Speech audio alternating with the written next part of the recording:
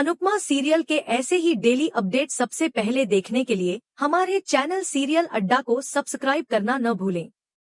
दोस्तों, आप सभी के प्यार और सपोर्ट से हमारा चैनल अब एक परिवार बन चुका है और हम सब्सक्राइबर्स की गिनती पूरी होने से बस कुछ ही कदम दूर हैं। आपके इसी भरोसे और प्यार का शुक्रिया अदा करने के लिए जैसे ही सब्सक्राइबर्स पूरे होंगे, हम अपने रेगुलर दर्शकों के लिए खास सरप्राइज लेकर आने वाले हैं। इसलिए अगर आपने अब तक चैनल को सब्सक्राइब नहीं किया है तो अभी सब्सक्राइब करें और इस परिवार को आगे तक पहुंचाने में हमारा साथ दें। आज के एपिसोड की शुरुआत एक शांत और भावनात्मक माहौल से होती है। देर रात लीला और बाबूजी अनुपमा के लिए चाय लेकर आते हैं। अनुपमा उन्हें देखकर हैरान हो जाती है और पूछती है कि इतनी रात गए वे दोनों अभी तक जाग क्यों रहे हैं। लीला हल्की मुस्कान के साथ बताती है कि उसे नींद नहीं आ रही थी, इसलिए सोचा चाय बना ली जाए। अनुपमा चाय का कप हाथ में लेते हुए कहती है कि उसे सच में इस वक्त चाय की बहुत जरूरत थी। वह लीला की बनाई हुई चाय की तारीफ करती है। लीला प्यार से कहती है कि जब भी ऐसी चाय पीने का मन करे तो अहमदाबाद आ जाना। इसी बातचीत के दौरान लीला बताती है कि वे दोनों अहमदाबाद वापस जा रहे हैं क्योंकि वहां अपने काम को भी संभालना है।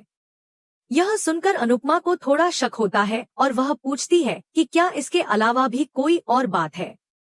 लीला तुरंत कहती है कि नहीं, कोई और बात नहीं है। तभी बाबूजी कहते हैं कि वे मुंबई की तेज रफ्तार जिंदगी के आदी नहीं है और उन्हें सुकून वाला जीवन पसंद है। अनुपमा भावुक होकर कहती है कि उनके बिना घर उसे बहुत खाली लगेगा। इस पर लीला और अनुपमा के बीच हल्की फुल्की बहस शुरू हो जाती है कि कौन किसे ज्यादा मिस करेगा। कुछ ही देर में तीनों हंसने लगते हैं और माहौल खुशगवार हो जाता है। अनुपमा माहौल को और हल्का करने के लिए उन्हें शूटिंग सेट दिखाने का फैसला करती है। यह सुनकर लीला बहुत खुश हो जाती है और मजाक में कहती है कि अगर मौका मिले तो वह भी शूटिंग में कोई रोल करना चाहेगी। बाबूजी भी पीछे नहीं रहते और हंसते हुए कहते हैं कि बोरी में बंद लाश का रोल अगर खाली हो तो उन्हें जरूर बताया जाए। इस मजाक पर सभी जोर से हंसते हैं। इसी बीच अनुपमा को याद आता है कि अब तक तो भारती का गृह प्रवेश हो गया होगा। वह मन ही मन भगवान से प्रार्थना करती है कि भारती की जिंदगी में सिर्फ खुशियां आएं। दूसरी तरफ कहानी रजनी के घर पहुंचती है, जहां भारती और वरुण का गृह प्रवेश हो रहा है। रजनी उनका स्वागत करती है और भारती की तारीफ करते हुए कहती है कि उसके आने से इस घर में बरकत आ गई है। वह यह भी बताती है कि उसने ज्यादा लोगों को नहीं बुलाया है, सिर्फ घर के कुछ निजी और करीबी लोग ही मौजूद हैं। भारती पूरे रीति रिवाज के साथ कलश गिराकर घर में प्रवेश करती है और दिया जलाती है। रजनी वरुण से कहती है कि वह भारती को उसके कमरे तक छोड़ आए, लेकिन वरुण बिना ज्यादा ध्यान दिए सर्वेंट को आदेश देता है कि वही भारती को उसके कमरे तक ले जाए। भारती चुपचाप चली जाती है। इसके बाद वरुण रजनी की आरती करता है और उसकी तारीफ करता है। रजनी फाइल देखते हुए कहती है कि इस मुकाम तक पहुंचने के लिए उसे बहुत पापड़ बेलने पड़े हैं और वह चाहती है कि आने वाली खुशियों पर किसी की बुरी नजर न पड़े। उसका आत्मविश्वास साफ नजर आता है। इधर पाखी कॉलेज रियूनियन पार्टी में पहुंचती है, जहां उसकी मुलाकात दिवाकर से होती है। दिवाकर उसे साफ शब्दों में कहता है कि वह इस रियूनियन में सिर्फ पाखी के लिए आया है। वह बताता है कि कॉलेज के दिनों से ही वह उसे पसंद करता था और आज भी करता है। पाखी यह सुनकर बेचैन हो जाती है। दिवाकर लगातार उसकी तारीफ करता है और उसे इम्प्रेस करने की कोशिश करता है। वह कहता है कि उसने आज तक शादी नहीं की है और वह भी पाखी की तरह अकेला है। वह पाखी को भरोसा दिलाता है कि वह अकेली नहीं है, वह उसके साथ है। लेकिन मन ही मन दिवाकर कुछ और ही सोच रहा होता है। वह खुद से कहता है कि पाखी पहले भी बेवकूफ थी और आगे भी वही रहेगी और अब वह पाखी को राही तक पहुंचने की सीढ़ी बनाएगा। दूसरी तरफ प्रेम राही को एक तोहफा देता है। राही जब उससे गिफ्ट देने की वजह पूछती है तो प्रेम मुस्कुराते हुए कहता है कि अगर जिंदगी एक फ्लाइट है तो बीवी उसका पायलट होती है। अगर पायलट खुश रहेगा तो जिंदगी भी आराम से उड़ती रहेगी। यह सुनकर राही खुश हो जाती है। वह गिफ्ट खोलती है और नोज रिंग देखकर उसकी तारीफ करती है। जब राही नोज रिंग पहनती है तो प्रेम उसकी खूबसूरती की तारीफ करता है। दोनों के बीच नजदीकियां बढ़ती हैं और वे डांस करने लगते हैं। दूर खड़ी प्रेरणा यह सब देख रही होती है। प्रेम और राही रोमांटिक डांस करते हुए एक दूसरे के और करीब आ जाते हैं। प्रेरणा उन्हें देखकर उदास हो जाती है। बाद में प्रेम और राही एक दूसरे को माला पहनाते हैं और खुशी के पल बिताते हैं। उधर रजनी बेहद खुश नजर आती है, लेकिन तभी वरुण उसके सामने अपना गुस्सा जाहिर करता है। वह कहता है कि असली जहर तो उसे मिला है और पूछता है कि अपने बेटे की जिंदगी बर्बाद करके उसे कैसा लग रहा है। रजनी गुस्से में उसे डांटते हुए कहती है कि वह फालतू बातें बंद करे और अपने कमरे में जाए, क्योंकि भारती उसका इंतजार कर रही होगी। वरुण साफ कह देता है कि उसने रजनी के कहने पर शादी का खेल तो खेल लिया, लेकिन पति पत्नी का रिश्ता नहीं निभा पाएगा। रजनी उसे सख्ती से चुप कराती है और कहती है कि भारती में कोई बुराई नहीं है। वह यह भी याद दिलाती है कि भारती अनुपमा की कमजोर नस है, इसलिए किसी भी तरह की गड़बड़ी नहीं होनी चाहिए। इसी बीच वरुण को एक मैसेज आता है और वह रजनी को बताता है कि प्रेरणा अब चोल में रहेगी। यह सुनकर रजनी हैरान रह जाती है। वरुण ताना मारते हुए कहता है कि उसे पूरे शहर की मां बनने का शौक है, लेकिन पहले अपनी बेटी की मां तो बन जाए। रजनी खुद को संभालते हुए कहती है कि वह भारती को संभाले और बाकी सब वह खुद देख लेगी। तभी भारती वहां आ जाती है, जिसे देखकर वरुण चौंक जाता है।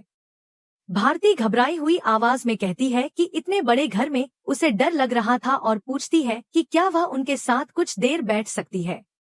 यहीं पर कहानी का पहला हिस्सा खत्म होता है और आगे आने वाले मोड़ों के लिए उत्सुकता और भी बढ़ जाती है।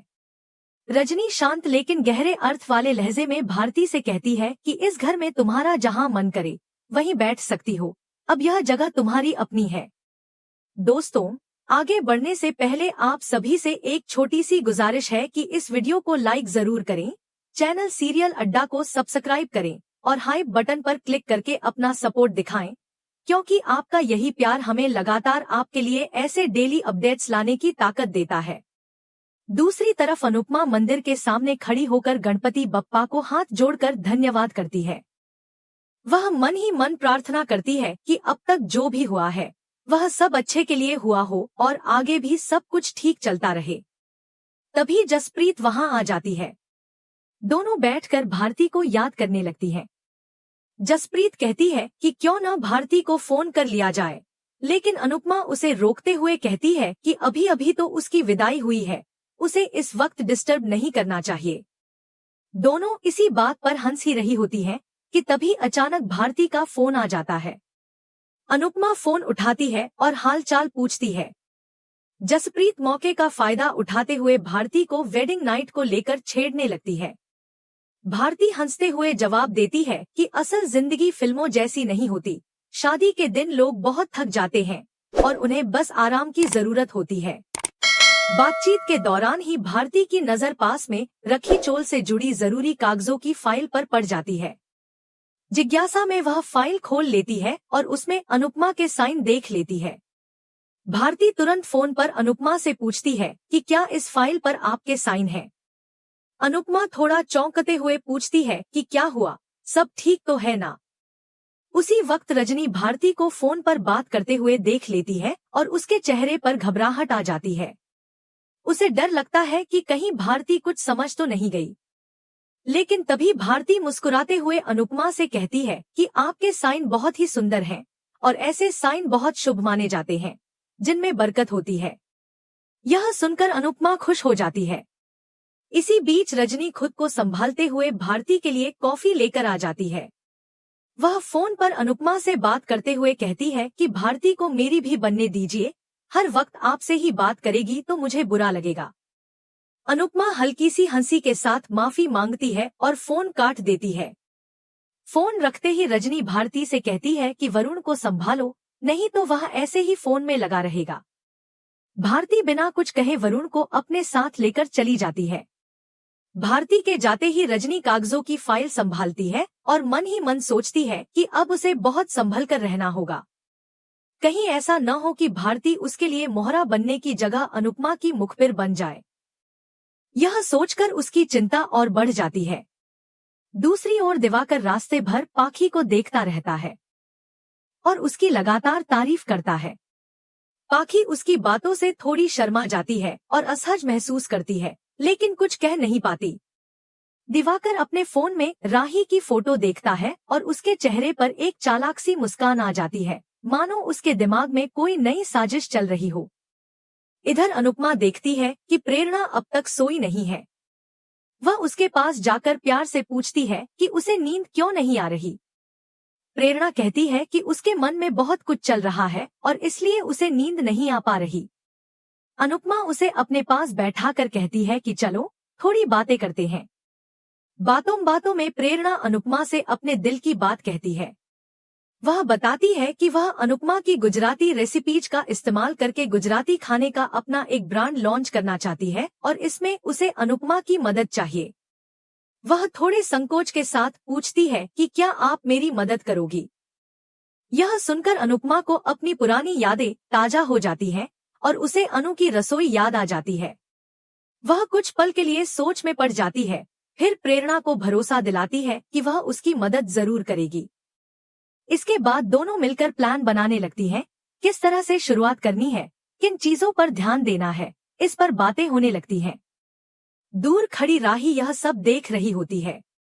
बातों के दौरान ही प्रेरणा अनुपमा की गोद में सिर रखकर सो जाती है।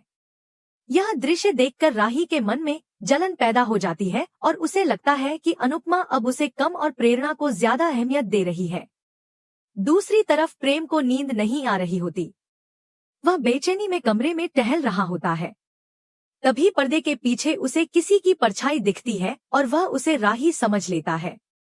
बिना ठीक से देखे वह आगे बढ़कर प्रेरणा को गले लगा लेता है। उसी पल पीछे से राही की आवाज आती है। प्रेम यह सुनकर पूरी तरह से घबरा जाता है। माहौल अचानक तनावपूर्ण हो जाता है। प्रेरणा मौके का फायदा उठाते हुए प्रेम से कहती है कि तुम राही को सच क्यों नहीं बता देते। अब यह मत कहना कि तुमने मुझे गलती से राही समझ लिया था। सच तो यह है कि तुमने मुझे अकेले में मिलने के लिए बुलाया था। यह सुनकर राही सन्न रह जाती है। प्रेम हड़बड़ाकर कहता है कि यह तुम क्या बोल रही हो, ऐसा कुछ भी नहीं है। तभी प्रेरणा हंसते हुए कहती है कि वह तो बस मजाक कर रही थी। राही गुस्से में कहती है कि मजाक की भी एक हद होती है। प्रेरणा थोड़ा शर्मिंदा होते हुए कहती है कि सॉरी, वह अक्सर वह हद पार कर लेती है। राही सख्त आवाज में कहती है कि आज के बाद वह हद याद रखना। यह कहकर राही गुस्से में वहां से चली जाती है। प्रेम भी प्रेरणा पर नाराज होता है और बिना कुछ कहे चला जाता है। इधर अनुपमा प्रेरणा को ढूंढते हुए बाहर आती है। तभी उसकी नजर पाखी पर पड़ती है, जो किसी लड़के के साथ बातें कर रही होती है। दूरी की वजह से अनुपमा उस लड़के का चेहरा साफ नहीं देख पाती। वह देखती है कि पाखी उस लड़के के काफी करीब खड़ी है। अचानक वह लड़का पाखी को गले लगा लेता है। यह देखकर अनुपमा पूरी तरह से हैरान रह जाती है और उसके चेहरे पर चिंता साफ झलकने लगती है। इसी के साथ आज का एपिसोड खत्म हो जाता है। आने वाले एपिसोड में देखने को मिलेगा कि अनुपमा अहमदाबाद पहुंचती है, जहां अंश और किंजल उसका स्वागत करते हैं। वहीं पाखी दिवाकर को घर लेकर आती है। जैसे ही अनुपमा दिवाकर को देखती है, वह गुस्से में आ जाती है और सवाल करने लगती है। तभी पाखी गुस्से में अनुपमा को धक्का देती है और कहती है कि दिवाकर उसका होने वाला पति है। यह सुनकर अनुपमा पूरी तरह से स्तब्ध रह जाती है और कहानी एक बड़े मोड़ पर पहुंच जाती है। आज का एपिसोड आपको कैसा लगा, हमें कमेंट करके जरूर बताएं। साथ ही ऐसे ही डेली अपडेट्स सबसे पहले देखने के लिए इस वीडियो को लाइक करें और हमारे चैनल सीरियल अड्डा को सब्सक्राइब करना न भूलें।